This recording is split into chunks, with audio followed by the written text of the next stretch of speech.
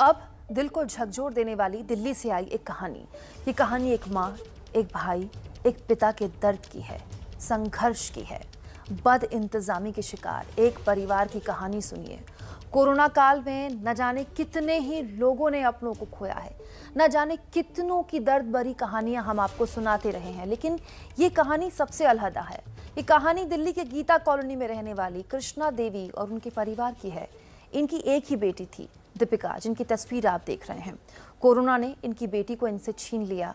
बेटी की मौत से पहले अपने पति और 2 बच्चे सौरभ और सिद्धार्थ के साथ खुद भी कृष्णा देवी संक्रमित थीं और बेटी की मौत से कृष्णा देवी और उनके पति अनजान थे। मगर जब कोरोना को हराकर यानी कि वो नेगेटिव होने के बाद लौटे तो बेटी की खबर मिली कि वो नहीं रही हैं। इसके बाद बेटी का शव अंतिम संस्कार के लिए लेने जब दिल्ली के LNJP अस्पताल पूरा परिवार पहुंचा तो पहले तो अस्पताल ने उनको गोल गोल घुमाया, कागजी दावपेच में फंसाया, फिर हाथ खड़े कर लिए और अब कह दिया गया है कि आपकी बेटी की लाश कहाँ है हमें नहीं पता। फिर भी शव ढूंढकर सौंपने का वादा किया गया है। बाद में आने को कहा गया। 7 मई को पहुंचे तो 10 मई को बुलाया, फिर टाल मटोल किया गया। ये आरोप परिवार का है। आरोप है कि अस्पताल ने शव किसी और को दे दिया और उसने उनका अंतिम संस्कार कर दिया। अब एक माँ, एक परिवार केवल ये चाहता है कि कम से कम उनकी बेटी के अंतिम दर्शन तो उनको हो जाएं, वो ना हो पाएं तो कम से कम अस्थियां ही मिल जाएं, लेकिन अब तक ये परिवार निराश है।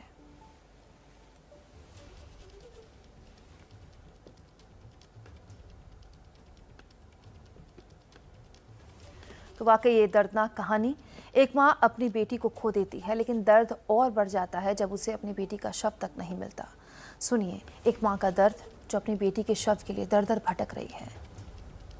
ये 7 तारीख को गए, इनको वहाँ पे बॉडी नहीं मिली मोर्चराइज में। काफ़ी छानबीन के द्वारा इनको बिल्कुल भी नहीं मिली।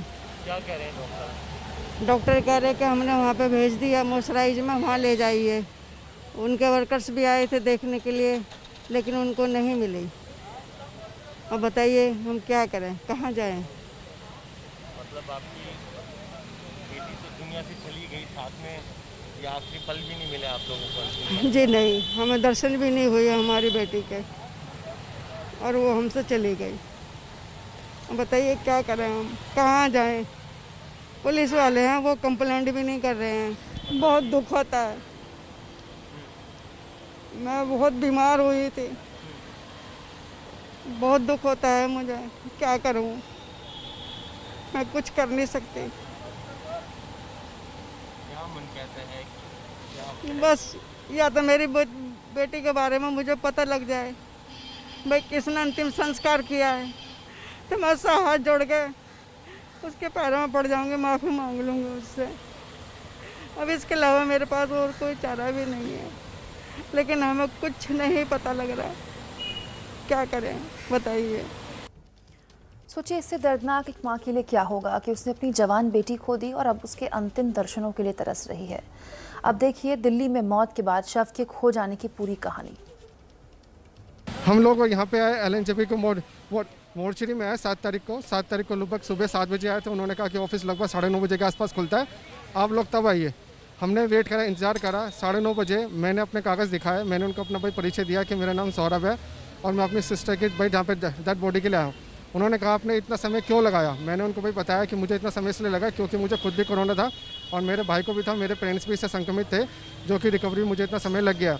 उन्होंने कहा चलिए कोई दिक्कत वाली बात नहीं है, आपका ID प्रूफ दिखाइए, सिस्टर का ID प्रूफ दिखाइए। मैंने उनको ID प्रूफ दिखाया। ID प्रूफ दिखाने के बाद में उन्होंने मुझे ये इसका डेथ सर्टिफिकेट दिया, ये डेथ सर्टिफिकेट दिया उन्होंने मुझे, और कहा कि आप इसकी भाई बॉडी आगे से भाई वो ले लीजिए, ये सीरियल नंबर दिखा के। मैंने उनके एम्प्लॉयज़ को ये सीरियल नंबर दिखाया। मैंने कहा ऐसे ऐसे है, दीपिका के नाम से है, और दीपिका के नाम से उन्होंने जब फाइंड आउट किया और ये जो उसका सीरियल नंबर है CR नंबर जो उनका मेन नंबर होता है, इस CR नंबर से फाइंड आउट किया तो वहाँ पे उनको भाई बॉडी नहीं मिली। उन्होंने इस भाई प्रोसेस में लगा 3-3.5 घंटे वो लगा दिए। मुझे 12:30-1 भाई बज गए थे। मैंने कहा फिर भी आप एक बार सर्च कीजिए कहाँ पर है कहाँ नहीं है। तो उनका कहना था कि हमें ये भाई मिल नहीं पा रही है। फिर परिवार का एक भाई सदस्य उन्होंने कहा कि आप लोग साथ आ जाइए। हाँ 40 से 50 वहाँ पे भाई बॉडी से हमने उसमें अपनी सिस्टर को आइडेंटिफाई किया, लेकिन वहाँ पे उसकी बॉडी नहीं थी। बार बार आइडेंटिफाई करने पे जब हमें नहीं मिली तो हमने इनके ऑफिस में जाके पूछा कि ये कहाँ पर है। तो उन्होंने अपनी भाई सीएमओ को भाई बुलाया और उन्होंने कहा कि ये भाई ऐसा ऐसा बॉडी भाई मिसिंग है दीपिका की, आप इसको भाई देखिए। उनके भाई प्रयास करने के बाद भी उनको नहीं मिली, फिर भी उन्होंने कहा कि हमें 1-2 दिन का समय वो दीजिए, हम इसको फाइंड आउट करते हैं, शायद कोई और बंदा गलती से लेके चला गया और उसने उसका क्रिमिनेशन कर दिया। हमने कहा चलिए कोई दिक्कत वाली बात नहीं है, जिसने भी क्या हम उसका धन्यवाद करना चाहते हैं। आप ये तो भाई बताइए कि कौन लेके गया, कब उसने भाई क्रिमिनेशन करा, कोई डेट भाई बताइए, ताकि हमें जो आगे की भाई प्रक्रिया हमें वो पूरी करनी है। हम कोई पूजा पाठ भी चाहते हैं या जो भी उसका दिन था जिस दिन हुआ, हम ये सारे चाहते हैं उसने अस्थियाँ भाई भाई या नहीं भाई, हमें कुछ तो पता लगे या हमें उसकी अस्थियाँ भी मिले। ये लोग बाग उसको भी भाई फाइंड आउट कर नहीं पा रहे कि कौन बंदा लेके गया या कौन नहीं लेके गया। फिर हमने इनसे भाई पूछा कि आपके पास एक एक्स्ट्रा बॉडी होगी, आप उससे पता लगा सकते हो कौन है, उसकी फ़ोटो भाई देखिए, उसको भाई भेजिए, भाई परिवार से कॉन्टेक्ट कीजिए। लेकिन ये लोग बाग उसको भी आइडेंटिफाई नहीं कर पा रहे। हमने कहा चलिए कोई बात नहीं, ह्यूमन एरर हो गई आपसे। सोचिए, एक परिवार अपनी बेटी के शव के लिए दर दर भटक रहा है। डेथ सर्टिफिकेट है लेकिन शव नहीं है। अस्पताल में परिवार को इधर उधर घुमाया जा रहा है। अस्पताल प्रशासन कह रहा है कि जांच रिपोर्ट आएगी तभी कुछ कहा जाएगा।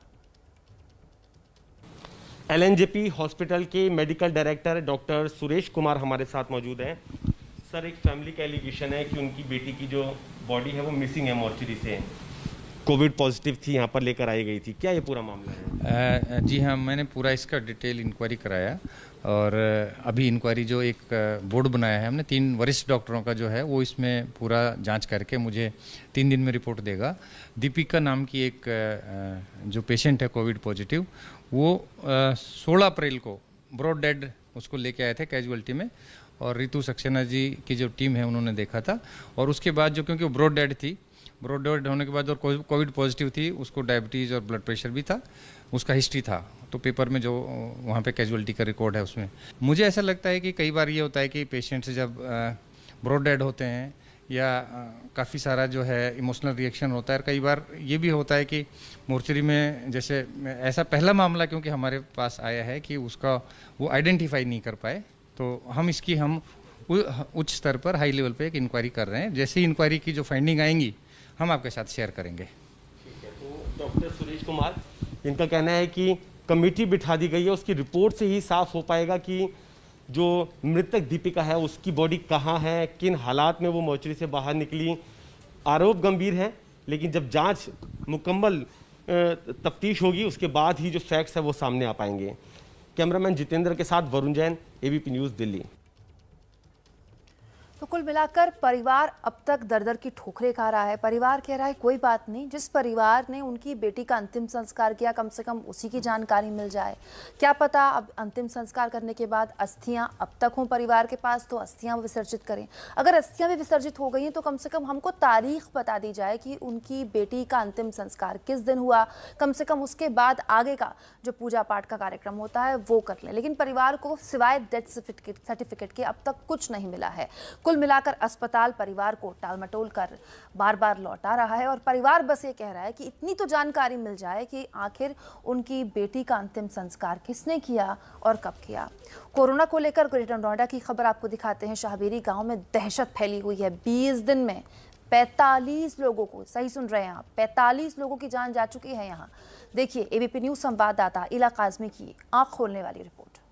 मैं मौजूद हूँ ग्रेटर नोएडा के शाहबेरी गांव में, जहां पर पिछले 20 दिनों में 45 मौतें हो गई हैं कोरोना के चलते। और यहां पर जो निवासी हैं, ग्रामीण निवासी हैं यहाँ के, उनसे बातचीत करेंगे कि क्या व्यवस्था है, क्या सुविधा उनको मिल रही है यहाँ पर, क्या हाल है अभी यहाँ पर शाहबेरी। यहाँ पे जो है कोई भी मूलभूत सुविधा नहीं मिल पा रही है किसी को भी, ना टेस्टिंग है, ना सैनिटाइजेशन है, यहाँ पे कुछ भी नहीं है।